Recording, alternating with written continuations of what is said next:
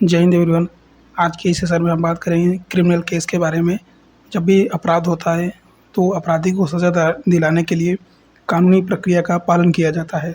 उसी के अनुरूप एक केस होता है, उसको क्रिमिनल केस बोलते हैं। ट्रायल के माध्यम से आरोपी को जो है साबित करना पड़ता है कि वो बेगुनाह है या नहीं है, और उसमें जो वादी प्रतिवादी होते हैं उन दोनों के मध्य केस चलता है। वहाँ पे गवाही होती है, केस की छानबीन होती है। उसके बाद जो है केस को ट्रायल में ले जाके जो है फैसला सुनाया जाता है कि अपराधी को सज़ा मिलना चाहिए या नहीं मिलना चाहिए, कितना मिलना चाहिए, क्या सज़ा होती है, क्या जुर्माना होती है। तो इसी के क्रम में हम आज बात करेंगे क्रिमिनल केस से संबंधित। तो चलिए स्टार्ट करते हैं आज का अपनी वीडियो। क्रिमिनल केस दो प्रकार के होते हैं। पहला होता है पुलिस एफआईआर केस, दूसरा होता है परिवाद कंप्लेंट केस। पहला केस वो होता है जो कि पुलिस एफआईआर के आधार पर होता है। दूसरा केस है कि कंप्लेंट केस, जिसे वो परिवाद कहते हैं, जिसमें भारतीय नागरिक सुरक्षा संहिता बीएनएसएस की धारा 210 और 223 के तहत कोर्ट में कंप्लेंट केस परिवाद दायर किया जाता है। यहाँ पर हम सिर्फ पुलिस द्वारा की गई एफआईआर के केस के बारे में बात करेंगे। इसको हम 3 भागों में बांटेंगे।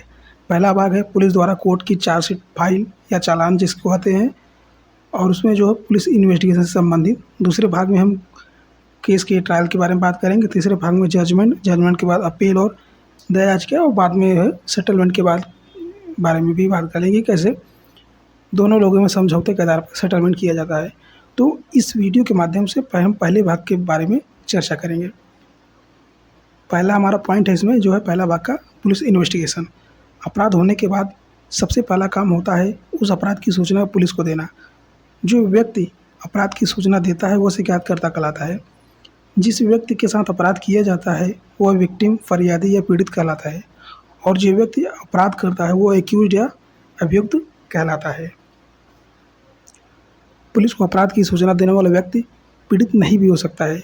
जैसे कोई व्यक्ति जिसने सिर्फ अपराध होते हुए देखा हो लेकिन वह व्यक्ति उस अपराध से पीड़ित न हो, अर्थात उसका हिस्सा न हो, वह भी शिकायत हो सकता है।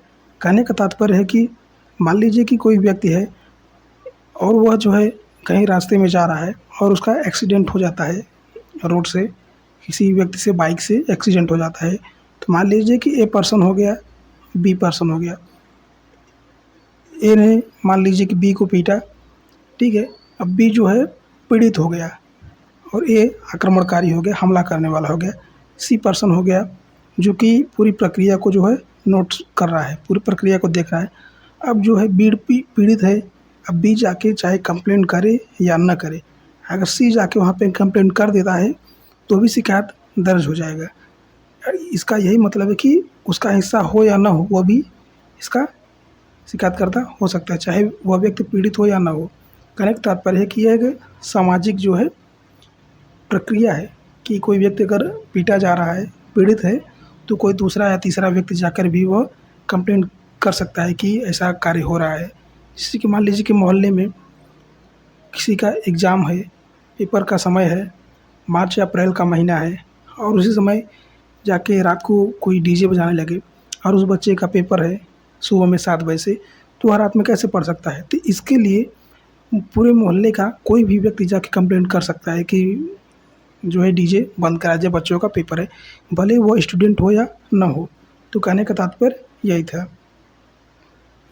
नेक्स्ट है पुलिस स्वयं किसी भी अपराध की शिकायतकर्ता हो सकती है। जैसे कि कोई पुलिस ऑफिसर ड्यूटी या गश्त पर है और वो कोई अपराध होते हुए देखे तो वो पुलिस ऑफिसर स्वयं भी शिकायतकर्ता हो सकता है। इसके अलावा पुलिस को अपनी किसी मुखबिरी से कोई शिकायत या सूचना मिलने पर भी अपनी पहचान बताए बिना भी पुलिस को सूचना दे तो उसे भी अपराध वो पुलिस ऑफिसर ही शिकायतकर्ता होगा।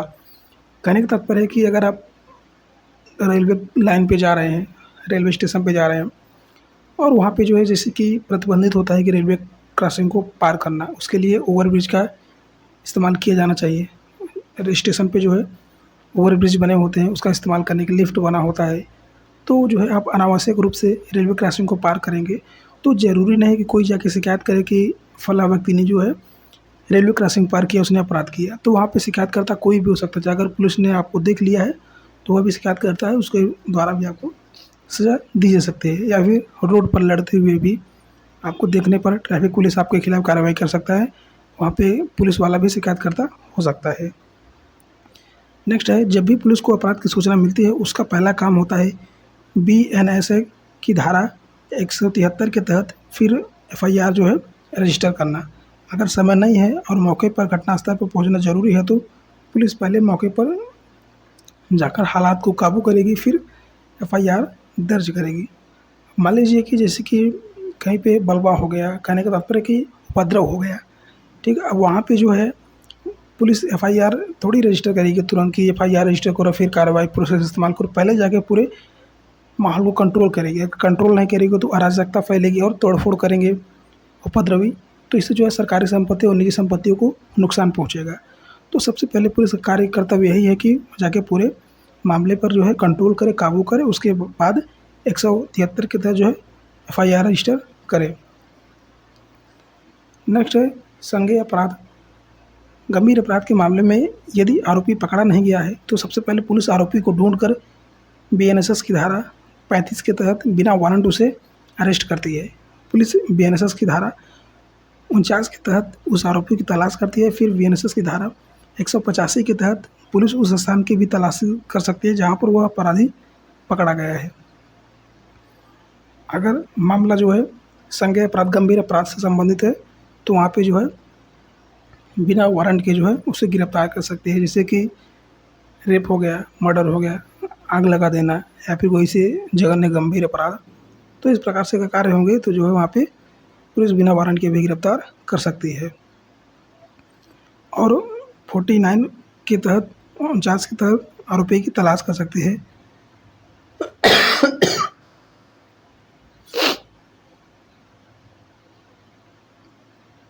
जब भी पुलिस वाला देखेगा कि आरोपी बहुत ही क्रूर और ख़तरनाक प्रवृत्ति का है तो वहाँ पे जो है आरोपी की तलाश करेगी और 185 के तहत उस स्थान की भी तलाशी कर लेगी जहाँ पर वो अपराधी व्यक्ति पकड़ा गया है, क्योंकि हो सकता है कि वो और भी उसके साथी हो या फिर और भी कुछ अपने अनुरूप जो है दंगा करने के लिए सामान रखा हो, हमला करने के लिए, नुकसान पहुँचाने के लिए, समाज में भय पैदा करने के लिए कुछ उसके पास हथियार जैसे कुछ सामान मौजूद हो। तो इसके तहत जो है पुलिस उस पूरी जांच करेगी, तलाशी ले सकती है।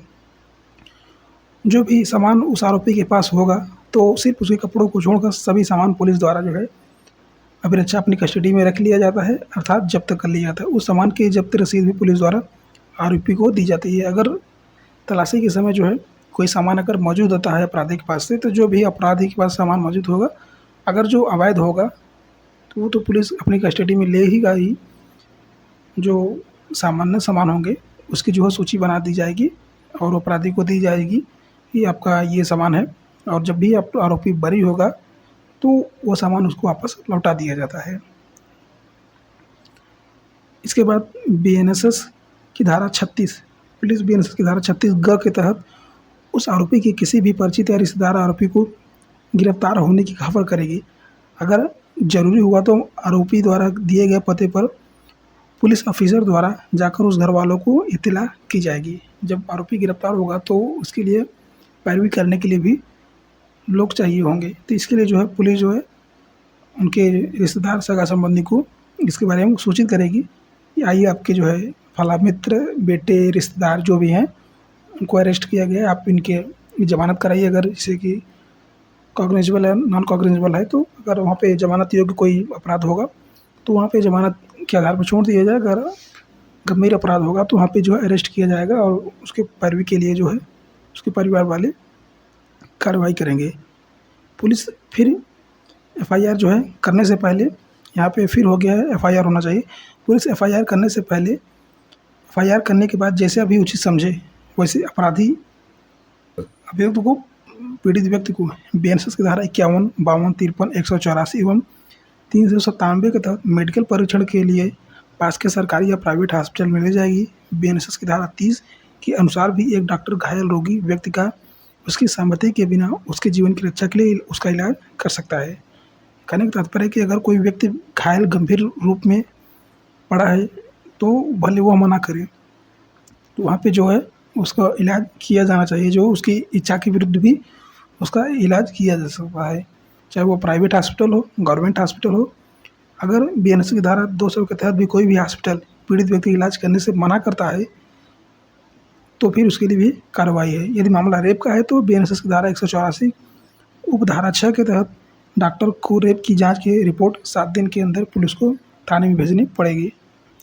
कोई भी हॉस्पिटल प्राइवेट हो या सरकारी ये नहीं कह सकता कि हम मेडिकल नहीं करेंगे या फिर इलाज नहीं करेंगे। वहाँ पे निजी अस्पतालों को भी इलाज करना होगा, इसके लिए वे बाध्य हैं। अगर नहीं होंगे तो वे जो है दंडित किए जाएंगे। इन सब कार्रवाइयों के बाद अगर पुलिस को लगता है कि जिस धारा में केस बनता है वो धारा जमानती है या फिर पुलिस के पास आरोपी के विरुद्ध पर्याप्त तो सबूत नहीं है तो दोनों ही स्थितियों में आरोपी को बीएनएसएस की धारा 478 के तहत पुलिस थाने से ही जमानत पर छोड़ दिया जाएगा। इसके लिए पुलिस द्वारा किसी भी प्रकार की जमानत की या बेल बॉन्ड की मांग भी आरोपी से की जा सकती है। अगर आप अपराध गैर जमानती धाराओं में है, उदाहरण के लिए जैसे कि बीएनएसए की धारा 64 रेप या फिर धारा 103 हत्या, तो बीएनएसएस की धारा 58 के तहत पुलिस आरोपी को अरेस्ट करने के लिए 24 घंटे के अंदर मजिस्ट्रेट के सामने पेश करेगी। अगर गंभीर अपराध है तो वहाँ पे जो है जमानत तो नहीं दिया जाएगा। अगर नॉर्मल से थोड़ा बहुत विवाद है तो 24 घंटे मजिस्ट्रेट के सामने पेश करके उसके जो है मामले को रफा दफा करने का प्रयास कर दिया जाता है। अगर गंभीर अपराध है तो फिर वो अलग विषय हो जाता है। एक इम्पॉर्टेंट नोट से फैक्ट है, ऐसे अपराध जिनमें 7 वर्ष की सज़ा है उसमें पुलिस किसी भी व्यक्ति को गिरफ्तार नहीं कर सकती। पुलिस द्वारा उस व्यक्ति को थाने में सिर्फ नोटिस देकर छोड़ दिया जाएगा और जब पुलिस कोर्ट में चालान पेश करेगी तो उस दिन उस व्यक्ति को सीधे कोर्ट में हाजिर होना होगा और कोर्ट से जमानत लेनी होगी।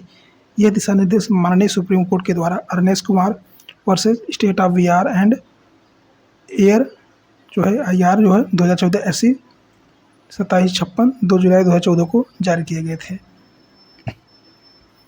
इसके बाद पुलिस मजिस्ट्रेट से आरोपी की पुलिस कस्टडी मांगती है। पुलिस कस्टडी का मतलब है कि आरोपी को थाने में ले जाकर उससे पूछताछ करना, जैसे कि घटना कैसे हुई, कहाँ हुई, हथियार कहाँ छुपा के रखा था, अपराध में कौन शामिल था, इत्यादि चीज़। बीएनएसएस की धारा 187 के तहत मजिस्ट्रेट के ऊपर है कि आरोपी को पुलिस कस्टडी में भेजना है या नहीं। Supreme Court of India Manubhai Ratilal Patel versus state of Gujarat and ORS on 28 सितंबर 2012। यदि पुलिस कस्टडी में भेजना है तो बीएनएसएस की धारा 187 क्लास 3 के तहत पुलिस कस्टडी 15 दिन के से अधिक नहीं होगी और यदि पुलिस कस्टडी में नहीं भेजना होगा तो फिर मजिस्ट्रेट द्वारा आरोपी को जुडिशियल कस्टडी में जेल भेज दिया जाता है।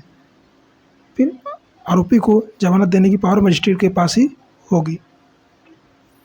लेकिन यदि केस सेशन कोर्ट सत्र न्यायालय द्वारा विचारणीय है, जैसे कि हत्या या रेप का मामला है, तो मजिस्ट्रेट बीएनएसएस की धारा 232 के तहत प्रक्रिया पूरी करने के बाद केस को सेशन कोर्ट के पास भेज देना जाता है या सुपुर्द कर दिया जाता है, क्योंकि बीएनएसएस की धारा 23 के तहत मजिस्ट्रेट के पास केवल उन अपराधों का विचारण करने की शक्ति है जिनमें केवल 3 वर्ष तक की सज़ा हो या फिर 10,000 रुपये तक का जुर्माना या सामुदायिक सेवा कम्युनिटी सेवा की सज़ा है सर्विस की। तो इन सब मामले जो है मजिस्ट्रेट से संबंधित होते हैं। जबकि बीएनएसएस की धारा 22 के तहत सत्र न्यायाधीश सेशन जज के पास मृत्युदंड देने की शक्ति है। इसलिए गंभीर धाराओं के लिए अपराधों की सुनवाई मजिस्ट्रेट नहीं कर सकते हैं और इसलिए मजिस्ट्रेट को केस सत्र न्यायालय के पास भेजना, सुपुर्द कमिट करना पड़ता है। नेक्स्ट पॉइंट है आरोपी द्वारा जमानत या फिर अग्रिम जमानत लेना। अगर कोई आरोपी गिरफ्तार नहीं हुआ है या फिर भाग गया है, वह आरोपी अपने अधिवक्ता के माध्यम से बीएनएसएस की धारा 482 के तहत कोर्ट में अग्रिम जमानत का आवेदन दायर कर सकता है, फिर कर लेता है ताकि वह जमानत प्राप्त कर सके। या फिर पुलिस द्वारा कोई चार्जशीट दायर हो जाने के बाद पुलिस या कोर्ट के सामने समर्पण करके बीएनएसएस की धारा 480 के तहत मजिस्ट्रेट की कोर्ट से धारा 483 के तहत सत्र न्यायाधीश की कोर्ट से नियमित जमानत बेल ले सकता है। शिकायतकर्ता या पीड़ित व्यक्ति चाहे तो उसी कोर्ट में बेल में आपत्ति या फिर उस बेल के खिलाफ ऊपर की court, session court, high court या सुप्रीम कोर्ट में बीएनएसएस की धारा 483 उपधारा 3 के तहत बेल कैंसिलेशन फाइल कर सकते हैं, जिससे कि आरोपी को जमानत न मिल सके और यह मिल गई है तो वो जमानत रद्द करवाई जा सके। खास तौर पे यह तब देखा जाता है जब कोई गंभीर अपराध करता है तो कोर्ट से जो है 483 3 के तहत बेल जो है कैंसिल करवा सकता है। अगर कोई आपराधिक व्यक्ति है, वो जानबूझ के हमला कारित करता है और कांड करता है, तो किसी को पीड़ित करता है, नुकसान पहुंचाता है, तो वहाँ पे जो है ये ज़मानत का दुरुपयोग करता है। तो ऐसी कंडीशन में अगर कोई अपराधी जो है ज़मानत के रूप में बाहर आ जाता है, तो आप जो जाके वहाँ पे कोर्ट के माध्यम से धारा 483 उपधारा 3 के तहत जो उसका बेल कैंसिलेशन फाइल करके उसकी ज़मानत को रद्द करवा सकते हैं। नेक्स्ट पॉइंट है पुलिस द्वारा केस में इन्वेस्टिगेशन करना, फिर सबूत इकट्ठा करना। बताई गई सभी कार्रवाइयाँ और एफआईआर रजिस्टर होने के बाद पुलिस का काम होता है कि वो केस की निष्पक्षता से जांच करे और कोर्ट में चार्जशीट फाइल करे। जो व्यक्ति पुलिस केस की जांच करता है उसे आईओ अर्थात इन्वेस्टिगेशन ऑफिसर कहते हैं। आईओ ही इस केस की जांच करता है, घटना की जगह नक्शा बनवाता है, जिससे ये सब चीज़ें तो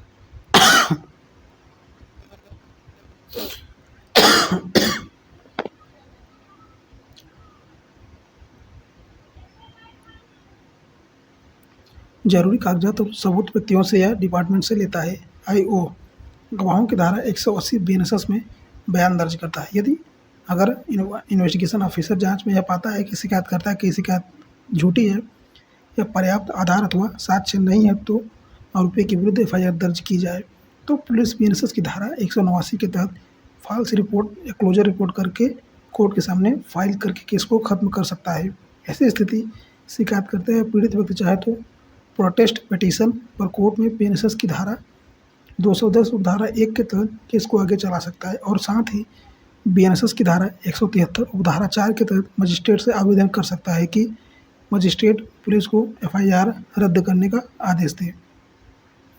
अगर ऐसा नहीं होता है तो पुलिस के पास आरोपी के खिलाफ पर्याप्त सबूत है, तो फिर आरोपी के खिलाफ पुलिस द्वारा कोर्ट में चार्जशीट या चालान, अंतिम प्रतिवेदन जैसे संबंधित फाइल कर दी जाती है। यदि आरोपी के पास पुख्ता सबूत है कि पुलिस द्वारा उसे झूठा फंसाया गया है और उसके ऊपर गलत रूप से एफआईआर दर्ज कर दी गई है, तो एफआईआर निरस्त कराने के लिए बीएनएसएस की धारा 528 उच्च न्यायालय के अंतर्निहित शक्तियों का आरोपी उच्च न्यायालय में याचिका दायर कर सकता है, जिससे कि एफआईआर निरस्त हो सके। क्या है कि कभी कभी होता है कि आरोपी जो है नहीं भी होते हैं, तो कुछ स्टूडेंट होते हैं तो उनको बेवजह जो है मामलों में घसीट लिया जाता है ताकि उनको आगे चल के प्रॉब्लम हो। तो इस कंडीशन जो है उच्च न्यायालय से संबंधित जो है जाके अपनी एफआईआर निरस्त करवा सकते हैं। नेक्स्ट है बीएनएसएस की धारा 187 उपधारा 3 के तहत पुलिस द्वारा किसी भी क्रिमिनल केस में चार्जशीट फाइल करने की समय सीमा 60 दिन या 90 दिन होती है, जो केस की धाराओं पर निर्भर करते हैं। जो केस बड़ी धाराओं में रजिस्टर होते हैं अथवा अर्थात मृत्यु, आजीवन कारावास या 10 वर्ष सजा से ऊपर के होते हैं, तो ऐसे मामलों में 90 दिन में पुलिस को कोर्ट में चार्जशीट फाइल करनी होती है। बाकी अन्य सभी धाराओं में 60 दिन में पुलिस को चार्जशीट फाइल करनी होती है। यदि पुलिस समय पर चार्जशीट दाखिल नहीं करती तो बीएनएसएस की धारा 187 भारतीय संविधान अनुच्छेद 21 के तहत आरोपी को जमानत मिलने का अधिकार प्राप्त हो जाता है। इस जमानत को डिफ़ॉल्ट बेल भी कहा जाता है, लेकिन ये समय सीमा का नियम तभी लागू होता है जब आरोपी जेल में हो और उसकी जमानत नहीं हुई हो।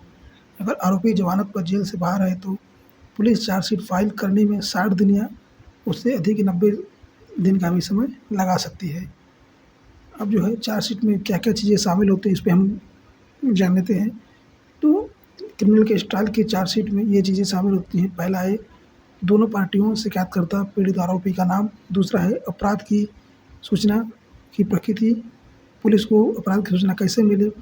तीसरा है शिकायतकर्ता या पीड़ित की शिकायत जो उसने की है। चौथा है पीड़ित और आरोपी की मेडिकल रिपोर्ट। पाँचवा है आरोपी की गिरफ्तारी से संबंधित पेपर, गवाहों के बीएनएसएस धारा 180 के बयान, आरोपी से जब्त किया हुआ हथियार या सामान, घटना स्थल का नक्शा।